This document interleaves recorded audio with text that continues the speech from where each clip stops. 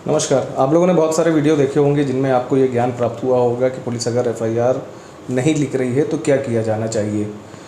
इस तरीके के बहुत सारे वीडियो इंटरनेट पर हैं, बहुत सारे कानून भी हैं, लेकिन इस चीज़ का कोई कानून नहीं है, कहीं आपको जानकारी नहीं है कि पुलिस एफआईआर क्यों नहीं लिखती है।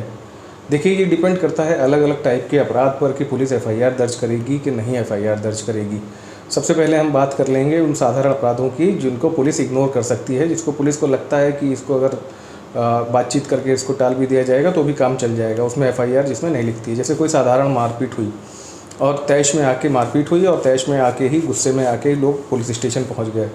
तो ऐसे स्थिति में जब पुलिस देखती है कि मारपीट हुई है और दोनों के बीच में कोई ऐसी पुरानी रंजिश भी नहीं है,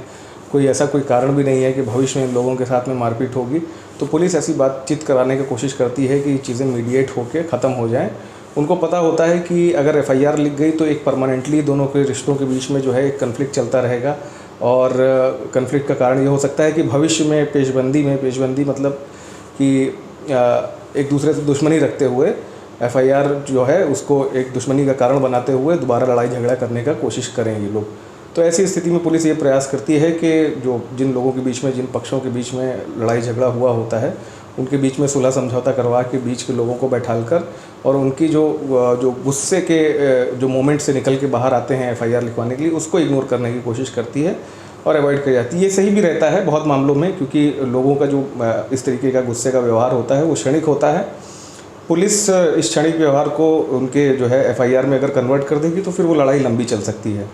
दूसरा आ जाते हैं ऐसे मामले जैसे पैसों के लेन देन से जुड़े हुए मामले होते हैं, उसमें भी पुलिस अक्सर एफआईआर नहीं लिखती। अब कुछ मामले ऐसे होंगे कि जब जहाँ पर पैसे का लेन देन हुआ होता है और पुलिस जब आपसे एविडेंस मांगती है तो आपके पास एविडेंस नहीं होता पैसे के लेन देन का, क्योंकि आज का समय ऐसा है कि हर आदमी कोई किसी को पैसा देने के लिए तैयार तो होता नहीं है। लेकिन अगर फिर भी ऐसा कोई दयालु व्यक्ति है, किसी ने किसी को पैसे दिए हैं और उसके पास उसका कोई एविडेंस भी नहीं है, तो ये बहुत ही एक एक्सेप्शनल केस माना जाता है, अपवाद माना जाता है पुलिस की नज़रों में। कानूनन रूप से उनको अगर इस बात की इन्वेस्टिगेशन करके एफआईआर लिख देनी चाहिए, लेकिन क्योंकि आपके पास एविडेंस की कमी है, आपने किसी को 1,50,000 रुपये दिए हैं और आप ये प्रूव ही नहीं कर पा रहे हो कि पैसे दिए हैं, क्योंकि बहुत सारे इलेक्ट्रॉनिक माध्यम होते हैं, नगद पैसा आम जनता तो नहीं रखती है, कुछ अन्य लोगों के पास होते ज़रूर हैं। तो अगर आप कहते हो कि मैंने कैश दिया है तो फिर वो पैसे की कोई जो है एविडेंस नहीं कलेक्ट कर पाते हैं वो लोग, और इसलिए एफआईआर लिखने से थोड़ा सा वो झिझकते हैं और किसी को आरोपी बनाने से भी झिझकते हैं, सिर्फ आपके कथन मात्र पर। क्योंकि पुलिस का काम होता है एफआईआर लिखने के बाद इन्वेस्टिगेशन करना और उसमें एविडेंस के आधार पर चार्जशीट फाइल करना। तो पुलिस को अगर पहले ही ये लग जाता है कि जो मामला हम रजिस्टर करने जा रहे हैं उसमें आगे चल के कोई एविडेंस नहीं मिलेगा, तो पुलिस कोशिश करती है कि उसको बर्डन को आपके ऊपर लाद दे, कंप्लेंट करने वाले व्यक्ति के ऊपर लाद दे और कहे कि भाई इस पर आप एविडेंस नहीं दे पा रहे हैं, इसलिए ये एफआईआर नहीं लिखी जाएगी। तीसरा मामला आ जाता है कि जैसे पुलिस को लगता है कि कोई साइबर फ्रॉड हुआ है, कोई इस तरीके का फ्रॉड हुआ है जिसमें अज्ञात व्यक्ति की जानकारी जो है नहीं है,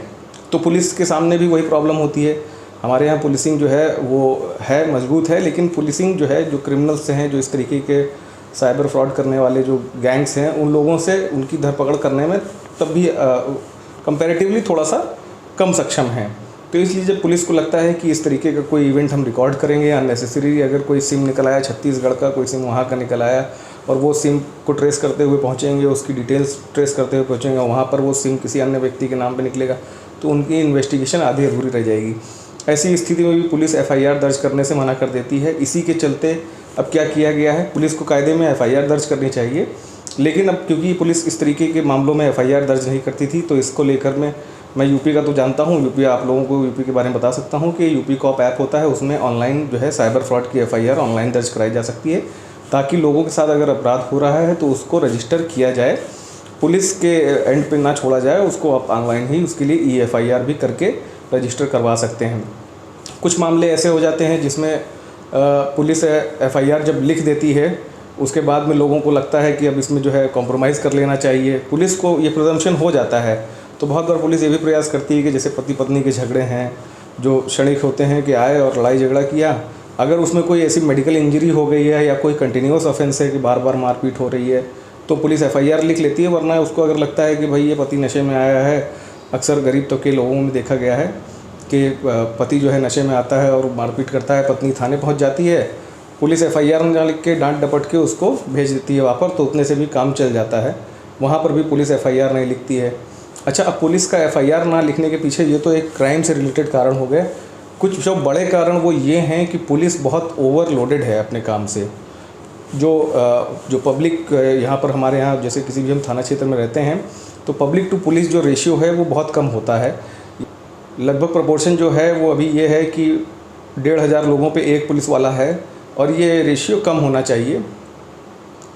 पब्लिक टू पुलिस रेशियो जो है वो बहुत कम है, तो पुलिस को बहुत सारे काम देखने पड़ते हैं। लॉ एंड ऑर्डर मेंटेन करना है, ट्रैफिक मेंटेन करना है, साथ में उनको इन्वेस्टिगेशन भी करनी है, साथ में उनको जो है अपने क्षेत्र में जो है किसी घटना को होने से भी रोकना है, जैसे कि चोरी की घटनाएं हैं या गश्त करना है। ये सारी चीज़ें पुलिसिंग में आ जाती हैं पुलिस के पास में। तो ये भी एक कारण होता है कि पुलिस चाहती है कि बहुत जो जेन्युइन मामले हैं उनको लिखा जाए। पुलिस के ऊपर इस तरीके का भी प्रेशर हमने देखा है कि पुलिस के जैसे छोटे से मामले हैं कोई, तो लोग अपना जो है पॉलिटिकल इन्फ्लुएंस दिखाकर या किसी ब्यूरोक्रेसी का इन्फ्लुएंस दिखाकर फ़ोनबाजी करवाकर पुलिस से एफआईआर लिखवा लेते हैं। कभी कभी जब आप ऑनलाइन चेक करेंगे तो बहुत सारे ऐसे मामले आपको दिखेंगे कि बहुत छोटी सी बात पे एक मुकदमा लिख लिया गया। और बहुत बार लोगों के साथ ऐसा होता है कि जो गरीब लोग होते हैं, जो अंडर प्रिविलेज्ड लोग होते हैं, उनके साथ में बड़े बड़े अपराध हो जाते हैं, फिर भी पुलिस नहीं लिखती है एफआईआर। तो पुलिस इस तरीके की जो पार्शियलिटी का खुद भी शिकार है, तो वो उसका जो आउटकम होता है वो कहीं ना कहीं आम लोगों को भी देखना पड़ता है। आप ऐसे भी मामले देखेंगे कि एक किसी ने किसी के साथ किसी बड़े आदमी के साथ में जो पॉलिटिकली इन्फ्लुएंस्ड है या कोई ब्यूरोक्रेट्स की फैमिली से जुड़ा हुआ है या और भी किसी तरीके से वो संभ्रांत हैं, उनके साथ कोई अपराध होता है तो सिर्फ वो फ़ोन पे अपना कह दिया, उन्होंने एप्लीकेशन किसी के माध्यम से भिजवा दी तो भी एफआईआर लिख ली जाती है। वरना दिनों के हिसाब से पुलिस इन्वेस्टिगेशन करती है, महीनों के हिसाब से, और कंक्लूज़न ये होता है कि पुलिस चाहती है कि आपके जो एप्लीकेशन है उसको रजिस्टर ना किया जाए, आप किसी तरीके से आप अपना मन जो है मार के चले जाओ। क्योंकि पुलिस को ये बड़ा ज्ञान है कि अगर आप यहाँ से एफआईआर नहीं लिखवाते हो तो आपके पास एक दूसरा रूट जो है वो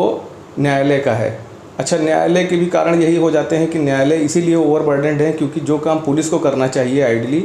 वो पुलिस ना करके लोगों को ये डायरेक्शन दे देती है कि किसी वकील से मिलके आप 156(3) में कंप्लेंट मूव कर दीजिए, वहाँ से कोर्ट आपकी सुनवाई कर लेगी डायरेक्ट। तो कोर्ट्स में जो इतना ओवरबर्डन, जो इतनी पेंडेंसी ऑफ केसेस हैं, वो यहाँ पर जो है पुलिस के कारण भी आ जाते हैं। अगर पुलिस चाहे तो सही से निस्तारण करे, एफआईआर में कन्वर्ट करे और बहुत सारे केसेस को जो है कोर्ट में डायरेक्ट फाइल ना करा जाए, तो ये भी एक वजह बन जाती है। तो ये कुछ रीज़न्स थे जो मैं आप लोगों को बताना चाह रहा था कि पुलिस जो है एफआईआर क्यों नहीं लिखती है। आपके साथ में भी अगर कोई प्रॉब्लम है तो आप हमें कमेंट बॉक्स में लिखें, हम बता देंगे कि आपको पुलिस आपकी एफआईआर लिखेगी कि नहीं लिखेगी या क्या और